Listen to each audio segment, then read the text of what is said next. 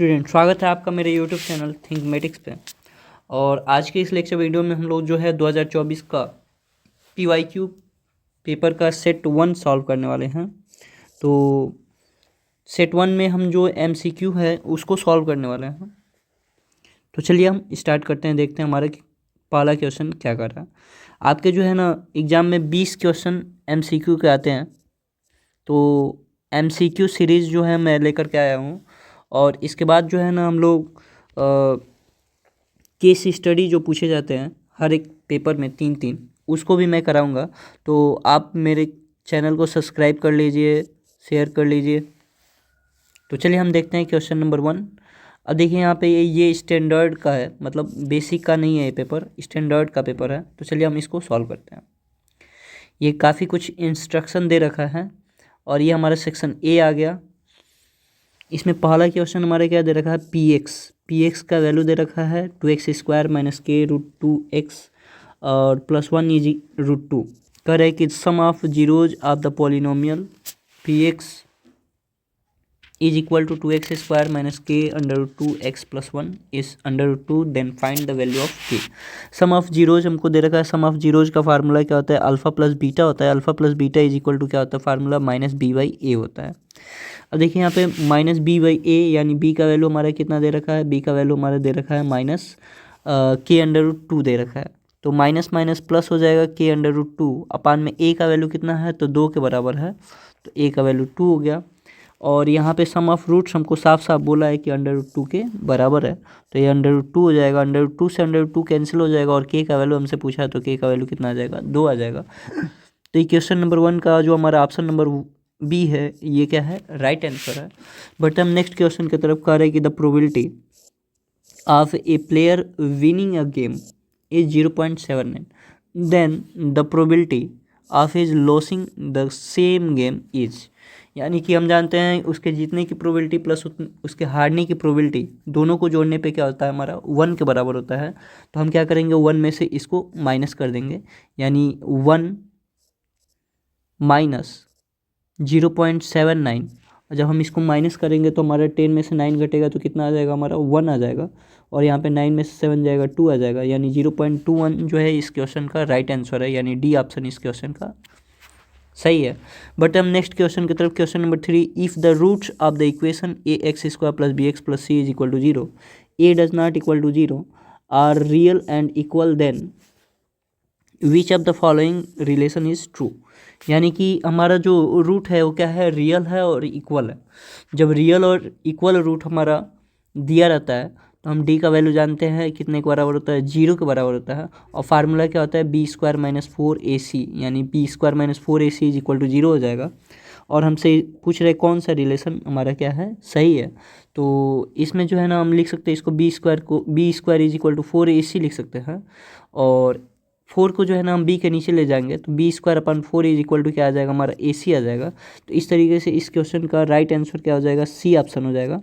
बढ़ते हम next question की तरफ। नेक्स्ट क्वेश्चन हमारे क्या कर रहा है, in an AP if the first term a equal to 7 and nth term an is equal to 84, then the sum of first n term Sn is equal to 2093 upon में 2, then n is equal to क्या होगा।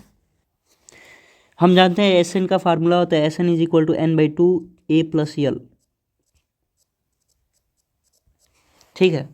तो Sn का हमारा value दे रखा है कितना, तो Sn का वैल्यू हमारा है 2093 अपान में 2 इज इक्वल टू n/2। और a का वैल्यू हमारा दे रखा है 7 और l का वैल्यू, an को ही हम लास्ट टर्म बोलते हैं, an का वैल्यू मतलब क्या हो जाएगा, हमारा 84 हो जाएगा यहाँ पे। अब देखिए 2 से 2 जो है हम कैंसिल कर देंगे, 2093 इज इक्वल टू कितना आएगा हमारा, ये जुटेगा तो 91 आ जाएगा, 91 n आ जाएगा। अब 91 से हम जो है इसको डिवाइड कर देंगे, तो 91 से जब हम इसको डिवाइड करेंगे तो कितना आ जाएगा हमारा, तो इसको हम 91 से डिवाइड कर देते हैं, हमारा कितना है 2093 और इसको हमको डिवाइड करना है 91 से। तो 2 बार में जाएगा ये, तो 2 के हम 2 2 9 18, यहाँ पे हमारे कितना बचेगा, 7 बचेगा। और यहाँ पे कितना बचेगा हमारा तो 10 में से 2 जाएगा 8, 10 में से 8 जाएगा 2 बचेगा और यहाँ पे हमारा 3 बचेगा। अब ये जो है ना हमारा 3 बार में ये पूरा पूरा कैंसिल हो जाएगा। तो इस क्वेश्चन का राइट आंसर हमारा क्या हो जाएगा, 23 हो जाएगा। बढ़ते हैं हम नेक्स्ट क्वेश्चन की तरफ, क्वेश्चन नंबर 5। और क्वेश्चन नंबर 5 हमारा क्या कर रहा है, क्वेश्चन नंबर 5 हमारा कर रहा है if two positive integers p and q can be expressed as p is equal to, हमको दे रखा है p इक्वल टू क्या दे रखा है 18 a के स्क्वायर और b के पावर 4। इसके बाद से q इज इक्वल टू हमको दे रखा है 20, q इज इक्वल टू दे रखा है 20 a का क्यूब और b स्क्वायर दे रखा है। तो where a and b are prime numbers, a और b क्या है, प्राइम नंबर है। तो एलसीएम फाइंड करना हमको p एंड q का। तो हम क्या करेंगे, इसको 18 को जो है ना हम लिख सकते हैं क्या 2 इंटू 3 का स्क्वायर और इंटू ए का स्क्वायर और इंटू बी के पावर 4। वैसे ही यहाँ पे जो है ना हम 20 को क्या लिख सकते हैं 2 के पावर 2 इंटू 5 और इंटू ए का क्यूब और इंटू बी का स्क्वायर। अब देखिए एलसीएम निकालते हैं ना हम लोग क्या करते हैं, हाईएस्ट पावर लेते हैं। जैसे 2 का हम हाईएस्ट पावर लेंगे, 2 का हाईएस्ट पावर हमारा कितना हो जाएगा 2 हो जाएगा। वैसे ही हमारा 3 का जो हाईएस्ट पावर है, 3 का हाईएस्ट पावर हमारा कितना हो जाएगा, तो 2 हो जाएगा, यानी 3 के पावर 2 हो जाएगा। इसके बाद से जो है ना 5 का भी हाईएस्ट पावर लेंगे तो 5 का हाईएस्ट पावर कितना हो जाएगा 1 हो जाएगा। और ए का हाईएस्ट पावर कितना हो जाएगा 3 हो जाएगा और बी का हाईएस्ट पावर कितना हो जाएगा 4 हो जाएगा। तो ये देखिए ये 4 हो जाएगा, 4 9 36, 36 पचे 180 और ए का क्यूब और बी के पावर 4। और हमको ये दिख रहा है ऑप्शन नंबर डी में, यानी इस क्वेश्चन का राइट आंसर क्या हो जाएगा हमारा, ऑप्शन नंबर डी हो जाएगा। तो बढ़ते हैं हम नेक्स्ट क्वेश्चन की तरफ, क्वेश्चन नंबर 6। क्वेश्चन नंबर 6 क्या करे, A D is a median of triangle A B C and vertices दे रखा है इसका, और पूछ रहा है length of A D is equal to क्या होगा। तो सबसे पहले हम एक ट्रायंगल बनाएंगे, ए बी सी हमारा एक ट्रायंगल हो गया। इसमें जो है ना हम मीडियन खींचेंगे, ए डी एक मीडियन खींचेंगे, ए डी क्या हो जाएगा हमारा एक मीडियन हो जाएगा। और मीडियन क्या करता है, सामने वाले साइड को 2 बराबर भागों में बांट देता है। इसके बाद से क्या बोला हमसे, ए का कोऑर्डिनेट जो है -5, -6 है और बी का कोऑर्डिनेट कितना है 6, 4 है और सी का कोऑर्डिनेट कितना है 0, 0 है। अब देखिए यहाँ पे जो है ना हमको ए डी का लेंथ फाइंड करना है, यानी ये ए डी जो हमारा दिख रहा है इसका लेंथ फाइंड करना है। अब देखिए ए डी का लेंथ फाइंड करने के लिए हम क्या करेंगे, डी का कोऑर्डिनेट फाइंड करेंगे। अब डी क्या है हमारा मिड पॉइंट है, मिड पॉइंट फार्मूला हमारा क्या होता है x1 + x2/2, यानी 6 + 0 को जोड़ेंगे तो हमारा कितना आएगा 6 आएगा, उसको 2 से डिवाइड कर देंगे 3 आ जाएगा। वैसे ही 4 और 0 को जोड़ेंगे तो हमारा कितना आएगा 4 आएगा, उसको 2 से डिवाइड कर देंगे तो 2 आ जाएगा। अब देखिए हम डिस्टेंस फार्मूला लगा के ए डी का डिस्टेंस निकाल लेंगे। डिस्टेंस फार्मूला हमारा क्या होता है, अंडर रूट में x2 - x1 का whole square plus y2 - y1 का होल स्क्वायर, यानी x2 - x1 का होल स्क्वायर, यानी 5 - 3 का होल स्क्वायर। वैसे हम क्या लिख सकते हैं यहाँ पे, तो -6 - 2 का होल स्क्वायर। तो ये कितना आ जाएगा हमारा, 5 में से 3 घटेगा तो 2 आ जाएगा, तो यानी 2 का स्क्वायर। और यहाँ पे कितना आ जाएगा -8 का स्क्वायर, तो 2 का स्क्वायर कितना हो जाएगा 4 हो जाएगा, 8 का स्क्वायर कितना हो जाएगा हमारा 64 हो जाएगा। और इस तरीके से ये 64 और 4 8 होगा तो 68 हो जाएगा। और इस क्वेश्चन का राइट आंसर हमारा क्या हो जाएगा, ए हो जाएगा। तो इसके बाद का हमारा क्वेश्चन क्या करें, इसके बाद हमारा क्वेश्चन जो है क्वेश्चन नंबर 7 नंबर हमारा क्या करें if sec theta -tan theta का वैल्यू हमको दे रखा है m, then find the value of sec theta + tan theta. तो हम जानते हैं एक आइडेंटिटी होता है हमारे पास, sec square theta - tan square theta is equal to 1। और इसको जो है ना हम लोग लिख सकते हैं क्या, सेक थीटा - tan थीटा एक ब्रैकेट में और दूसरे ब्रैकेट में क्या लिख सकते हैं, sec theta + tan theta is equal to 1। और चूंकि हमको दे रखा है क्या, हमको दे रखा है सेक थीटा - tan थीटा का वैल्यू m के बराबर है, यानी सेक थीटा - tan थीटा की जगह पे हम m लिखेंगे। तो m और ब्रैकेट में क्या हो जाएगा, सेक थीटा + tan थीटा हो जाएगा इज इक्वल टू हमारे कितना आ जाएगा 1 आ जाएगा। और हमसे सेक थीटा + tan थीटा का वैल्यू पूछा है तो हम m को उस साइड भेज देंगे, तो sec theta + tan theta is equal to 1/m आ जाएगा। तो इस तरीके से इस क्वेश्चन का राइट आंसर क्या आ जाएगा हमारा, सी ऑप्शन जो है सही है। बट हम नेक्स्ट क्वेश्चन की तरफ, क्वेश्चन नंबर हमारे 8 नंबर क्वेश्चन हमारा क्या कर रहा है, क्वेश्चन नंबर 8 हमसे कर रहा है from the data 1 4 7 9 16 21 25 if all the even numbers are removed, यानी कि इवन नंबर हमारा कौन कौन सा है, हमारा इवन नंबर 4 है, 16 है, यही दो इवन नंबर हैं। All the even number remove मतलब ये हमारा 4 और 16 क्या हो गया, हट गया। Then the probability of getting at random a prime number from the remaining number, तो बचे हुए नंबर में हमारा जो प्राइम नंबर हो जाएगा वो क्या हो जाएगा, एक 7 जो है प्राइम नंबर है, और एक जो है ना हमारा बस 7 ही हमारा क्या है, एक प्राइम नंबर है। तो इसका जो हमारा प्रोबेबिलिटी हो जाएगा, इसका प्रोबेबिलिटी जो हो जाएगा हमारा 1/5 हो जाएगा, क्योंकि हमारा कौन कौन सा नंबर बचेगा, एक तो 1 बचेगा, और एक 7 बचेगा, और एक 9 बचेगा, एक 16 तो हमारा रिमूव हो चुका है, 21 बचेगा और 25 बचेगा, यानी एक 1 बचेगा, एक 7 बचेगा, और जो है एक 9 बचेगा आपका, और क्या बचेगा हमारा, एक 21 बचेगा और एक 25 बचेगा, यानी टोटल 5 नंबर्स बचेंगे, यानी इसका प्रोबेबिलिटी जो हो जाएगा वो क्या हो जाएगा, एक 1/5 हो जाएगा। बट हम नेक्स्ट क्वेश्चन की तरफ, क्वेश्चन नंबर 9। क्वेश्चन नंबर 9 क्या कर रहा है, from some data x1 x2 xn with respective frequencies f1 f2 fn of the value of, मतलब इसका वैल्यू आपसे पूछ रहा है सिग्मा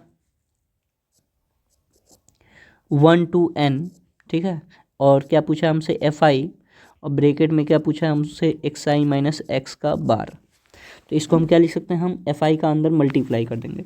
जब fi का अंदर मल्टीप्लाई करेंगे तो हमारे क्या हो जाएगा, समेसन fi और xi हो जाएगा, और माइनस समेसन fi x बार हो जाएगा। अब देखिए समेसन को भी हम क्या कर देंगे, अलग अलग बांट देंगे, यानी सिग्मा fi xi हो जाएगा यहाँ पे, और माइनस सिग्मा fi x पे बार हो जाएगा। अब देखिए यहाँ पे जो है ना हमारा इसका वैल्यू हम लोग निकाल सकते हैं, क्योंकि x बार का एक फार्मूला होता है क्या, सिग्मा fi xi अपान में सिग्मा fi होता है। तो जब हम क्रॉस मल्टीप्लाई करेंगे ना इसका इसमें, तो हमारे क्या हो जाएगा, सिग्मा fi xi का वैल्यू आ जाएगा। Sigma fi xi is equal to क्या आ जाएगा, हमारा x का बार सिग्मा fi आ जाएगा। तो इसके जगह पे जो है ना हम लोग क्या लिख सकते हैं, सिग्मा x का बार और सिग्मा fi लिख सकते हैं, और यहाँ से हमारे x का बार जो है बाहर निकल जाएगा, तो x का बार और यहाँ पे भी क्या आ जाएगा, सिग्मा fi आ जाएगा, और इस तरीके से जो है ना ये दोनों क्या हो जाएगा, कैंसिल हो जाएगा, और इसका आंसर क्या आ जाएगा, 0 आ जाएगा, यानी इस क्वेश्चन का ऑप्शन नंबर डी क्या है, राइट आंसर है। बढ़ते हम नेक्स्ट क्वेश्चन की तरफ, क्वेश्चन नंबर 10। क्वेश्चन नंबर 10 हमारे क्या कर रहा है, तो क्वेश्चन नंबर 10 में हमारे कह रहा है कि the zeros of the polynomial x² plus px+ q are twice the zeros of the polynomial 4x² minus 5x plus minus 6, then find the value of p। तो चलिए इस क्वेश्चन को हम लोग सॉल्व करते हैं, देखते हैं ये क्वेश्चन हमारा कैसे सॉल्व होगा। तो सबसे पहले हमारे क्या बोला है, सबसे पहले तो हम इस पॉलिनोमियल को देखेंगे, क्या दे रखा है हमारा 4x² माइनस 5x माइनस 6 दे रखा है, और इसके अगर हम सम ऑफ जीरोज की बात करें तो क्या आ जाएगा, हमारा सम ऑफ जीरोज आ जाएगा हमारा 5/4 के बराबर, क्योंकि फार्मूला होता है -b/a, यानी 5/4 हो जाएगा। अब देखिए यहाँ पे अगर प्रोडक्ट ऑफ जीरोज की हम बात करें तो alpha into beta is equal to कितना होता है, फार्मूला c/a होता है, तो हमारे क्या आ जाएगा, -6/4 आ जाएगा। अब क्या बोला है ना कि ये जो हमारा पॉलिनोमियल है x² plus px plus q, ठीक है, तो ये जो पॉलिनोमियल है इसका जो जीरोज है इस वाले पॉलिनोमियल के जीरोज के क्या है, दुगना है, यानी कि इसके तब जीरोज क्या क्या होंगे, 2 अल्फ़ा होंगे और 2 बीटा होंगे, ठीक है। तो अब जब हम इसका सम ऑफ जीरोज निकालेंगे तो -p के बराबर आएगा। सम ऑफ जीरोज क्या हो जाएगा हमारा, 2 alpha plus 2 beta is equal to -p हो जाएगा। अब देखिए यहाँ से 2 कॉमन कर लेंगे ना, तो हमारा आएगा alpha plus beta is equal to -p आ जाएगा। अब देखिए 2 और अल्फ़ा प्लस बीटा का वैल्यू हमारे कितने के बराबर, 5/4 के बराबर है, यहाँ पे आ जाएगा 5/4 इज इक्वल टू -p, और 2 से ये जो है ना 2 बार कैंसिल हो जाएगा, और p का वैल्यू कितना आ जाएगा, -5/2 आ जाएगा। तो इस तरीके से इस क्वेश्चन का राइट आंसर क्या हो जाएगा, हमारा ऑप्शन नंबर ए हो जाएगा। बट हम नेक्स्ट क्वेश्चन की तरफ, क्वेश्चन नंबर 11 नंबर क्वेश्चन हमारे क्या कर रहा है, the distance between the points 3, -4 and x, -5 is 15, then the values of x are। तो हम लगाने वाले हैं यहाँ पे डिस्टेंस फार्मूला। डिस्टेंस फार्मूला हमारा क्या होता है, अंडर रूट में x2 माइनस x1 का whole square plus y2 minus y1 का होल स्क्वायर। तो डिस्टेंस फार्मूला हमारा x2 माइनस x1 यानी x माइनस 3 का होल स्क्वायर प्लस -5 अब +5 का होल स्क्वायर हो जाएगा इज इक्वल टू हमारा 15 का स्क्वायर, सॉरी 15। तो क्या आ जाएगा हमारा ये जो है ना हमारा, इसको हम लिख सकते हैं x रूट में x माइनस 3 का whole square is equal to 15 लिख लेंगे। और इसको जो है ना हम रूट जब हटाएंगे तो ये हमारे स्क्वायर भी हट जाएगा और x माइनस 3 जो हो जाएगा ना हमारा इज इक्वल टू +-15 हो जाएगा। एक बार हम जो है ना पॉजिटिव वैल्यू लेकर चलेंगे, x minus 3 is equal to 15, और एक बार जो है ना हम x minus 3 is equal to -15 लेकर चलेंगे। तो x का वैल्यू कितना आ जाएगा, 15 और 3 18 हो जाएगा। और यहाँ पे x का वैल्यू कितना हो जाएगा, तो 3 जाएगा उधर तो +3 हो जाएगा यानी -12 हो जाएगा। यानी इस क्वेश्चन का राइट आंसर क्या हो जाएगा हमारा, -12 एंड 18 हो जाएगा। यानी कि ऑप्शन नंबर बी जो है इस क्वेश्चन का क्या है, राइट आंसर है। बढ़ते हम नेक्स्ट क्वेश्चन की तरफ। Question number 12। क्वेश्चन नंबर 12 में हमारे if cos alpha plus beta is equal to 0 then the value of cos alpha plus beta upon में 2 इज इक्वल टू। तो चलिए हम इस क्वेश्चन को सॉल्व करते हैं, देखते हैं ये क्वेश्चन हमारा कैसे सॉल्व होगा। तो सबसे पहले तो हमारा cos अल्फा प्लस बीटा का value, cos alpha plus beta is equal to 0 दे रखा है। और हम जानते हैं cos का वैल्यू 0 कितने डिग्री पे होता है, तो cos का वैल्यू जो होता है 90 डिग्री पे 0 होता है। यानी cos alpha plus beta is equal to 0 की जगह पे हम लिख सकते हैं क्या, cos 90 डिग्री लिख सकते हैं। अब दोनों तरफ से cos हट जाएगा तो अल्फ़ा प्लस बीटा का वैल्यू कितना आ जाएगा हमारा, 90 डिग्री आ जाएगा। और इस तरीके से हम अल्फ़ा प्लस बीटा की जगह पे क्या रख सकते हैं, 90 डिग्री रख सकते हैं। और जब यहाँ पे हम 90 डिग्री रखेंगे तो cos 90/2 यानी 45 डिग्री हो जाएगा। और cos 45 डिग्री का वैल्यू 1/√2 होता है। यानी इस क्वेश्चन का राइट आंसर क्या हो जाएगा हमारा, ऑप्शन नंबर ए। बट हम नेक्स्ट क्वेश्चन की तरफ, क्वेश्चन नंबर 13। क्वेश्चन नंबर 13 क्या करें, a solid sphere is cut into 2 hemispheres. The ratio of surface area of sphere to 2 hemispheres taken together. तो हमारे क्या पूछा है, बोला है सरफेस एरिया लेना है किसका, पहले स्फीयर का। तो स्फीयर का सरफेस एरिया क्या होता है, 4πr² होता है। उसका हम किसके साथ रेशियो निकालना है, तो हेमीस्फीयर, 2 हेमीस्फीयर है तो एक हेमीस्फीयर का जो सरफेस एरिया होता है हमारा वो होता है 3πr²। तो 3πr² एक का हो जाएगा, दूसरे का भी 3πr² हो जाएगा। तो इस तरीके से हम इसको क्या लिख सकते हैं, 4πr² अपन में 6πr² लिख सकते हैं। और πr² से πr² कैंसिल हो जाएगा, इसको हम 2/3 लिख सकते हैं। यानी 2:3 इस क्वेश्चन का ऑप्शन नंबर सी जो है राइट आंसर है। क्वेश्चन नंबर 14 क्या कर रहा है हमारा, 14 नंबर क्वेश्चन कर रहा है the middle most observation of every data arrange in order is called. तो इसको हम क्या करते हैं, मीडियन कहते हैं। जैसे मान लीजिए हमारा कई सारे ऑब्जर्वेशन दे रखा है, x1 x2 x3 x4 और x5। अब देखिए मिडिल मोस्ट यानी कि जो हमारा मिडिल में एकदम हो, उस मिडिल में एकदम होता है तो उसको हम क्या बोलते हैं, मीडियन बोलते हैं। तो वही बोला है middle most observation of every data arrange in order is called median, median कहलाता है। नेक्स्ट क्वेश्चन बढ़ते हैं, question number 15 the volume of the largest right circular cone that can be carved out from a solid cube of its 2 centimetre. तो चलिए इस question को हम लोग सॉल्व करते हैं, देखते हैं इस क्वेश्चन का आंसर क्या आएगा। तो हमारा क्या निकाला जा रहा है, एक क्यूब के अंदर से हमारा एक वॉल्यूम निकाला जा रहा है। जैसे मान लीजिए हमारे पास एक क्यूब है, क्यूब के अंदर से हम क्या कर रहे हैं, एक कोन को कट करके निकाल रहे हैं। जैसे मान लीजिए हमने एक कोन को कट करके निकाल दिया। जब हम कोन को कट करके निकालेंगे तो वॉल्यूम हमारा क्या होगा, यही हमको बताना है।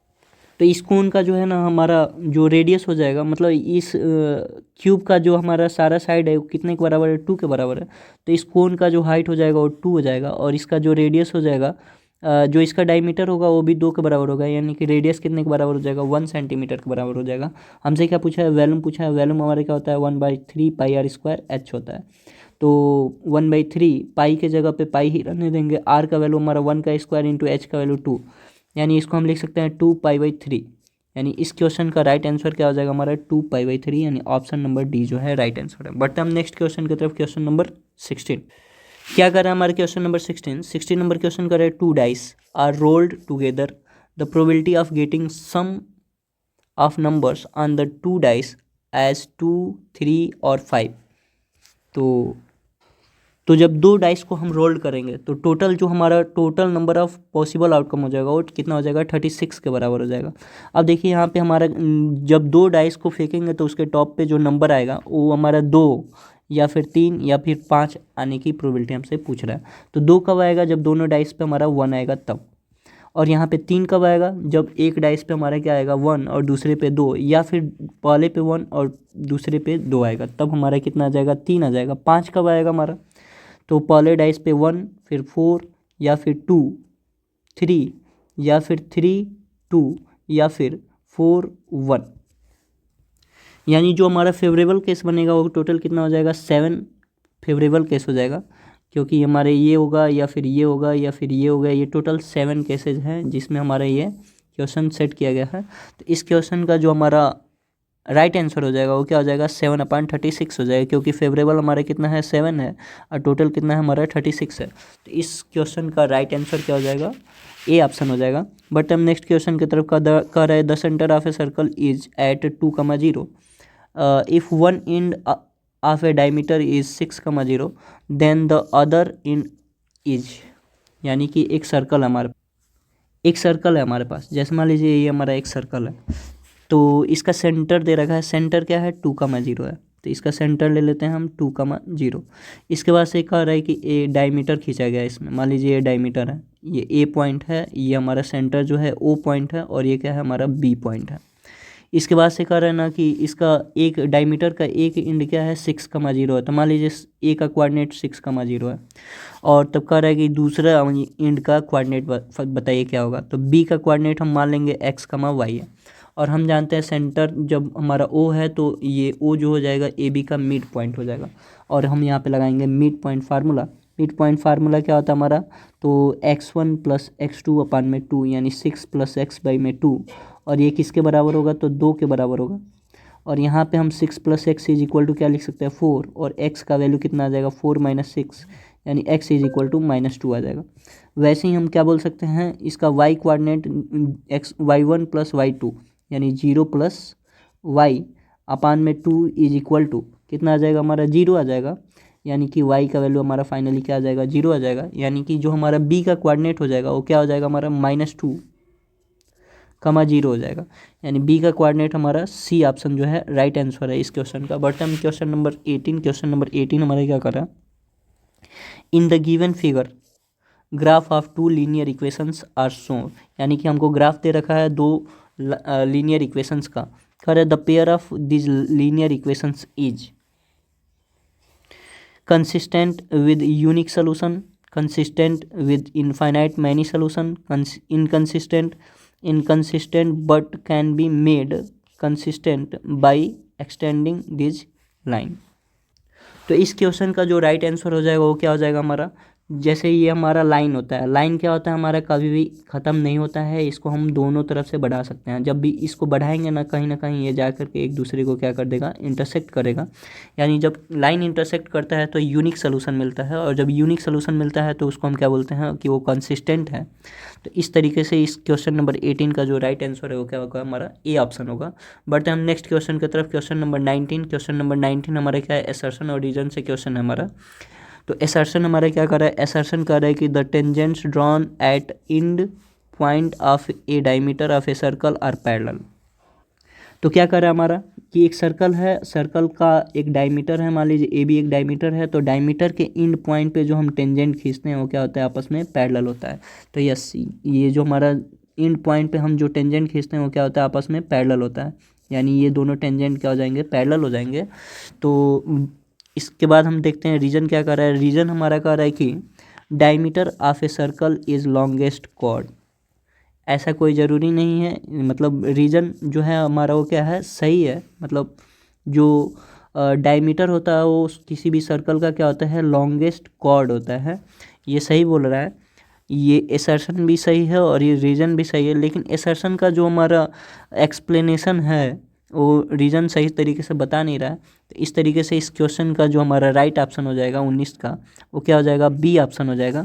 Assertion, both assertion and reason are true but reason R is not correct explanation of assertion. देखते हैं हम क्वेश्चन नंबर 20। क्वेश्चन नंबर 20 हमारा क्या कर रहा है, if the graph of a polynomial touches x axis at only one point then the polynomial can not be a quadratic polynomial. तो यहाँ पे जो है ना पॉलिनोमियल चैप्टर से रिलेट करके इस क्वेश्चन को बनाया गया है। और ये क्या कह रहा है, हमारा कह रहा है कि अगर एक्स एक्सिस पे केवल एक पॉइंट पे जो है ना ग्राफ हमारा क्या कर रहा है, टच कर रहा है, तो वो एक क्वाड्रेटिक पॉलिनोमियल नहीं होगा, ऐसा हमसे बोला जा रहा है। तो हम जानते हैं कि जो क्वाड्रेटिक पॉलिनोमियल होता है वो तीन तरह का ग्राफ शो करता है। एक हमारा होता है कि वो इंटरसेक्ट करता है दो पॉइंट पे, और एक होता है हमारा क्या, केवल एक पॉइंट पे इंटरसेक्ट करता है, और एक होता है किसी भी पॉइंट पे इंटरसेक्ट नहीं करता है। तो ये कब करता है हमारा, जब डिस्क्रिमिनेंट जब हम निकालते हैं, जो क्वाड्रेटिक इक्वेशन का जो हम लोग चैप्टर 4 पढ़ते हैं, उसमें जो क्वाड्रेटिक इक्वेशन हम सॉल्व करते हैं, डिस्क्रिमिनेंट निकालते हैं, उसमें अगर डिस्क्रिमिनेंट जो होता है वो ग्रेटर देन 0 आता है, तो जो ग्राफ होता है पॉलिनोमियल, जो हमारा पॉलिनोमियल क्वाड्रेटिक पॉलिनोमियल होता है, वो जो है ना एक्स एक्सिस को दो पॉइंट पे इंटरसेक्ट करता है। लेकिन अगर डी का वैल्यू हमारा 0 के बराबर होता है, तो एक्स एक्सिस को क्या करता है, केवल टच करता है एक पॉइंट पे। और अगर हमारा जो है ना डी का वैल्यू लेस देन 0 होता है, तो जो है पॉलिनोमियल हमारा एक्स एक्सिस को टच नहीं करता है। तो हमसे क्वेश्चन में बोला है कि अगर एक पॉइंट पे टच कर रहा है तो क्वाड्रेटिक पॉलिनोमियल को नहीं शो करेगा, मतलब वह एक क्वाड्रेटिक पॉलिनोमियल नहीं होता है, ऐसा कोई ज़रूरी नहीं है। अगर वो इंटरसेक्ट करेगा तब भी हमारा क्वाड्रेटिक पॉलिनोमियल होगा, अगर वो टच करेगा तब भी हमारा एक क्वाड्रेटिक पॉलिनोमियल हो सकता है, अगर ये टच नहीं करेगा तो भी हमारा एक क्वाड्रेटिक पॉलिनोमियल हो सकता है। तो ये जो हमारा एसर्शन है, क्या है, हमारा गलत एसर्शन बता रहा है ये। अब बढ़ते हैं हम नेक्स्ट क्वेश्चन की तरफ, मतलब इसके रीजन की तरफ। रीजन क्या कर रहा है, पॉलिनोमियल ऑफ डिग्री n, और n का वैल्यू हमको क्या क्या लेकर चलना है, n is greater than 1 can have at most n zeros.